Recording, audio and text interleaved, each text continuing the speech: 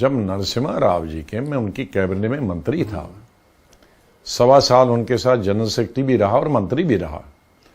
फिर 1.25 साल के बाद वहाँ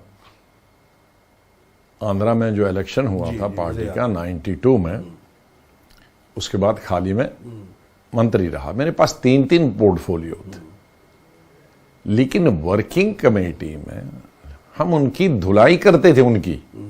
ये तो लकी हैं कि हमने कभी, मैंने अपनी बुक में लिखूंगा कि हमने मिसेस गांधी के खिलाफ कभी नहीं बोला वर्किंग कमेटी में, राहुल गांधी के खिलाफ नहीं बोला। केसरी जी उम्र में भी, पॉलिटिक्स में भी, सब चीज में, बुद्धि में भी हमसे सीनियर थे। लेकिन वर्किंग कमेटी में हम बोलते थे, प्रधानमंत्री जी आप प्रधानमंत्री छोड़ो, अध्यक्ष किसी दूसरे को बनाओ, आपके पास समय नहीं है। स्टेटों में जाने के लिए, कन्वेंशन में जाने के लिए, कमेटियां बनाने के लिए आपके पास टाइम नहीं है। हम लोगों ने 8-10 लोगों ने, उस वक्त शरद पवार भी थे, मैं भी था, करुणाकरन था, विजय भास्कर रेड्डी थे, माधवराव सिंधिया था, राजेश पायलट था, लेकिन मैं स्पीयर हेड कर रहा था क्योंकि संगठन से मैं आया था। लेकिन वो साथ थे वर्किंग कमेटी में, उठाता उसके बाद वोट। फिर हम लोगों ने उसको सजेस्ट किया 1 साल के बाद कि भाई वर्किंग प्रेसिडेंट बनाओ। 1 साल तक उसने फिर बाद में नाम दिए, हमने कहा किसी में किसी को बनाओ, लेकिन शर्त हमारी एक है, जो भी बनेगा वो मिनिस्ट्री से रिजाइन करेगा, वरना फिर ऐसा ही हाल होगा। क्या नाम दे दो, हम लोगों ने 4-5 नाम दे दिया। 1 साल फिर हो गया, नहीं बनाया। फिर मैंने ही कहा कि कमेटियां तो बनाओ स्टेटों की, सिर्फ पीसीसी प्रेसिडेंट था।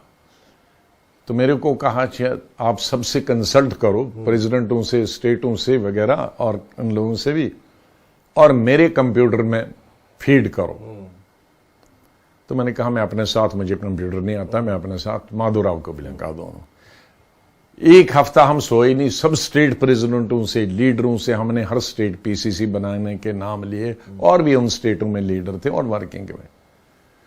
मैंने और माधवराव सिंधिया, हमने पीएम को कहा हम दोनों को नहीं आता, उसने अपना आदमी दे दिया, और उनके बेडरूम में हमने सुबह से शाम तक वो फीड किए। 6 महीने बाद फिर वर्किंग कमेटी हुआ, क्या उसका कहा, अरे वो इरेज हो गया है, दोबारा जाओ। Scindia working committee, Scindia agitate हो गया कि मैं नहीं आऊंगा, तो चलो मैं आऊंगा जी। फिर मैंने अपने साथ जितेंद्र प्रसाद लिया, फिर उनके पीएम के बेडरूम में, he was nice to that extent, he would give us access to his bedroom। तो कंप्यूटर वाला, चलाने वाला उनका आदमी था, हम लिखाने वाले। वो भी हो गया, वो भी नहीं हो गया।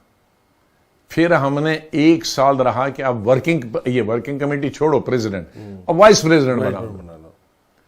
1 साल निपटा दिया, वो भी नहीं बनाया। जब हम हार गए तो पहली वर्किंग कमेटी में हम लोग शाम को मिले ग्रुप कि अब इसको नहीं चलाएंगे, बेवकूफ बनाया हमको 1 साल। तो जब रेजोल्यूशन मूव किया तो उसमें ये लिखा कि you are the best prime minister of the country, but you were the worst president. आपका न रुचि थी, अंग्रेजी में कहा, ना एप्टीट्यूड था, न रुचि थी, न इंटरेस्ट थी। तो हम, सरकार की पॉलिसियां बहुत अच्छी थी, लेकिन हम हार गए, संगठन नहीं था। आपने जो बात कही, क्या यही बात राहुल गांधी पे लागू होता है? उनको भी पॉलिटिक्स में करता। हाँ, ये बड़े खुशकिस्मत हैं कि हम लोगों ने कभी उनके सामने, इसलिए कि नहीं कर सकते थे, संजय गांधी का लिहाज, इंदिरा गांधी का लिहाज, राजीव गांधी, वो हम पे ताला था। न हमने सोनिया गांधी के सामने कभी ये कहा, और वही केसरी जी को भी कहा कि तुम्हारे बस का नहीं है चलाना, है। उसको भी निकाला, उसको भी कहिए तुम्हारे बस का नहीं है। तो जब हम उनके ये कह रहे हैं ना, आज करें, अरे हम पहला हिस्ट्री पढ़ो। उस वक्त के अगर कोई कैबिनेट मिनिस्टर थे और वर्किंग कमेटी भी थे, हम वर्किंग कमेटी में क्या करते थे, 8 लोग। सुनिए, तो इनके वक्त में तो खुली छूट दी